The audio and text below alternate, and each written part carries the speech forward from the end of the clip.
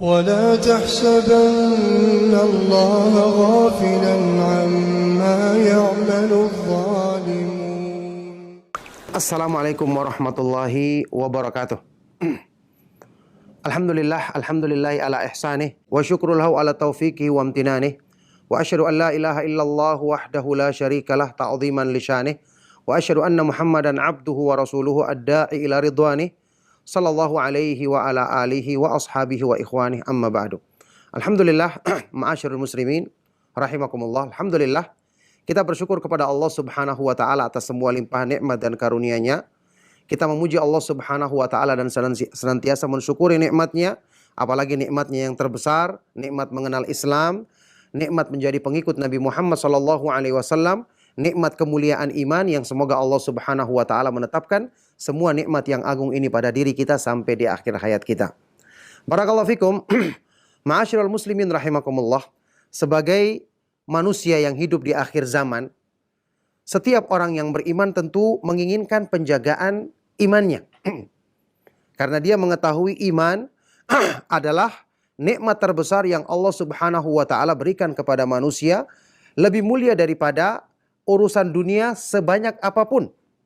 Ya, di dalam sebuah athar yang sahih, sahabat yang mulia Abdullah bin Mas'ud radhiyallahu taala anhu pernah mengatakan, "Innallaha yu'tid dunya man yuhibbu wa la yuhib, wa la yu'til imana illa man yuhib."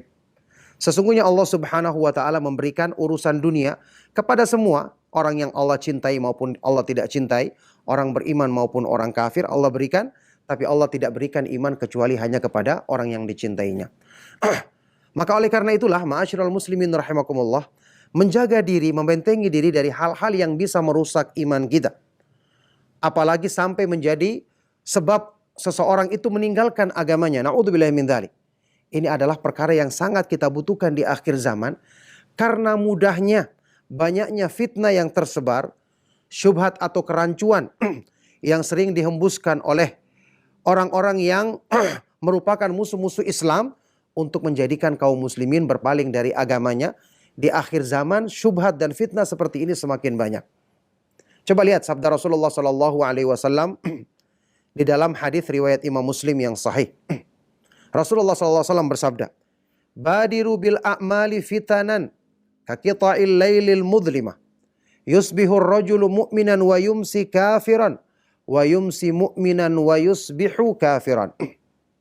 Hendaknya kalian bersegera dalam melakukan amal-amal kebaikan, sebelum nanti kalian didahului dengan munculnya fitnah-fitnah, berbagai macam sebab-sebab yang merusak iman di akhir zaman, yang bentuknya seperti bagian malam yang sangat gelap.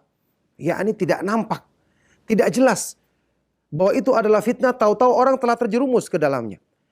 Ketika muncul fitnah ini, kata Rasulullah SAW, ada orang yang di pagi hari dia masih beriman, sore harinya dia telah menjadi kafir. Ada juga orang yang sore harinya masih beriman, besok paginya dia telah menjadi kafir. Na'udzubillahi min dzalik. Sekarang, kerancuan, bahkan pemurtadan yang dihembuskan di sekitar kita sangat banyak. Ada orang-orang yang menyampaikan kisah-kisah atau bahkan hadis-hadis yang tidak jelas asal usulnya, menyebutkan tuduhan-tuduhan tentang keburukan-keburukan Islam yang mereka ada-adakan, yang sebenarnya kalau kita belajar Islam dengan benar, ini semua dengan sendirinya akan tertolak karena tuduhan-tuduhan tersebut tidak benar. Contohnya misalnya orang yang mengatakan Rasulullah Shallallahu Alaihi Wasallam itu membunuh misalnya orang-orang Yahudi, ya, membunuh orang-orang yang menentang dakwah beliau dan seterusnya. Tidak pernah terbukti. Nabi Shallallahu Alaihi Wasallam membiarkan mereka bahkan ya mengelola tanaman-tanaman kurma yang telah berhasil dirampas oleh kaum muslimin dalam peperangan melawan mereka. Mereka dibiarkan hidup. Tentu dengan syarat-syarat, kecuali yang melakukan makar atau tipu daya di kalangan mereka. Ini pun Nabi SAW berikan hukuman yang sesuai dengan perbuatan mereka. Bahkan kita ketahui orang-orang munafik saja, yang jelas-jelas merupakan musuh dalam selimut, Nabi SAW tidak memerangi mereka, ya, karena beliau berupaya untuk mendekati pengikut-pengikut dari orang-orang munafik ini agar bisa ditundukkan hati mereka agar mau menerima dan masuk ke dalam Islam.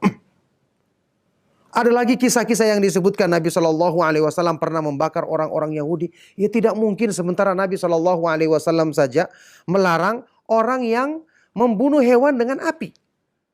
La yu'adzibu bin nari illa rabbun nar, kata Rasulullah SAW. Tidak boleh mengadab dengan api kecuali Rabb yang memiliki api, yaitu Allah Subhanahu wa Ta'ala.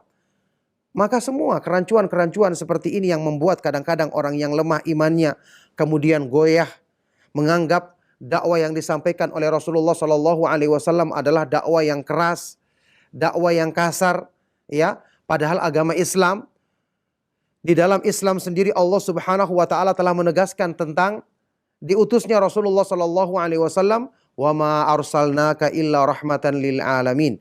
Tidaklah kami mengutus engkau ya Rasulullah kecuali sebagai rahmat bagi alam semesta.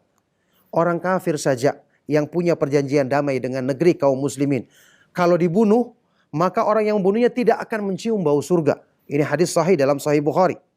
Ya, man qatala mu'ahadan lam yaruh raihatal jannah, kata Rasulullah SAW.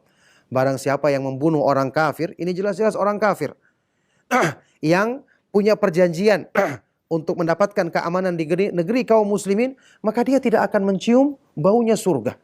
Maka tidak mungkin kemudian kalau disebutkan berita-berita yang dusta seperti ini diatasnamakan perbuatan Rasulullah SAW yang bertujuan untuk membuat orang ragu terhadap kebaikan agama Islam. Yang seperti ini hanya menimpa orang-orang yang jauh pengetahuannya tentang Islam. Oleh karena itu terhadap kaum muslimin hendaknya mereka kita himbau untuk selalu kembali kepada pemahaman agama yang benar. Bertanya kepada orang-orang yang berilmu. Baca hadis-hadis Rasulullah SAW bagaimana luhurnya budi pekerti beliau. Bagaimana lemah lembutnya beliau dalam berdakwah. Bahkan Al-Quran telah menegaskan. Fabima rahmatim minallahi lintalahum. Walau kunta faddan ghalidhal qalbi lam faddu min hawlik. Disebabkan rahmat dari Allah Subhanahu wa Ta'ala, maka engkau berlaku lemah lembut lunak kepada mereka, kaum muslimin di sekitarmu wahai Rasulullah, kepada para sahabat atau orang-orang di sekitarmu wahai Rasulullah.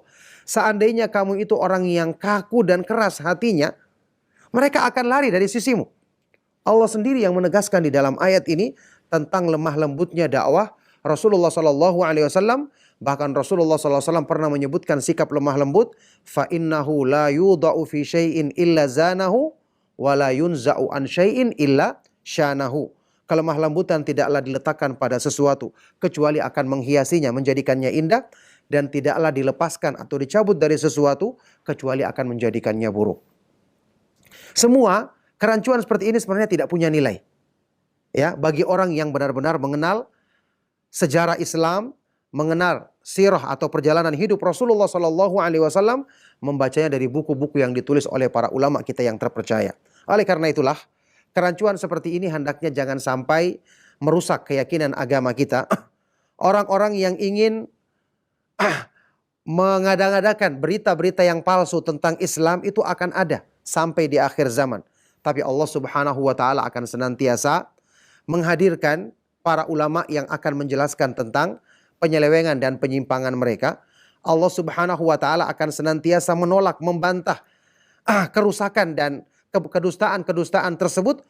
Kalau kita mengenal petunjuk Allah, kita akan dapatkan jawaban sebaik-baiknya untuk membantah semua kerancuan-kerancuan tersebut. Maha benar Allah Subhanahu wa Ta'ala yang berfirman di dalam Al-Quran, wala ya'tunaka bimathalin illa ji'naka bil haqqi wa ahsanu wa ahsana tafsira. Dan tidaklah mereka, musuh-musuh Islam itu, mendatangkan satu syubhat kerancuan kecuali kami akan berikan kepadamu, wahai Rasulullah, di dalam dalil Al-Quran, di dalam wahyu yang Allah turunkan kepadamu, kami akan berikan kepadamu kebenaran dan sebaik-baik penjelasan untuk membantah dan membungkam kerancuan-kerancuan dan syubhat-syubhat, pemahaman-pemahaman yang menyimpang tersebut. Maka alhamdulillah, kalau kita dekat dengan Allah Subhanahu wa Ta'ala, selalu berdoa memohon pertolongan kepadanya, kemudian kita dekat berpegang teguh dengan Islam, maka dengan izin Allah Subhanahu wa Ta'ala kita akan dijaga oleh Allah Subhanahu wa Ta'ala. Allah Subhanahu wa Ta'ala berfirman, wa may ya'tasim billahi faqad hudiya ila siratim mustaqim. Barang siapa yang selalu berpegang teguh dengan petunjuk Allah, maka dialah yang akan selalu terbimbing untuk menempuh jalan yang lurus.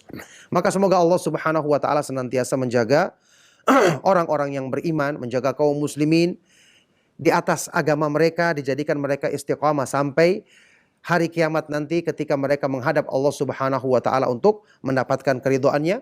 Semoga Allah Subhanahu wa taala menjauhkan kita semua dari kerancuan-kerancuan pemahaman-pemahaman yang rusak yang akan menjauhkan kita dari agama Allah Subhanahu wa taala. Maka demikianlah kami cukupkan. Mohon maaf jika ada kata-kata yang salah dan kurang berkenan. Sallallahu wasallam wa barak ala nabiyyina Muhammad wa ala alihi wa ashabihi wa man tabi'ahum bi ihsan ila yaumiddin. Walhamdulillahi rabbil alamin. Wassalamualaikum warahmatullahi wabarakatuh.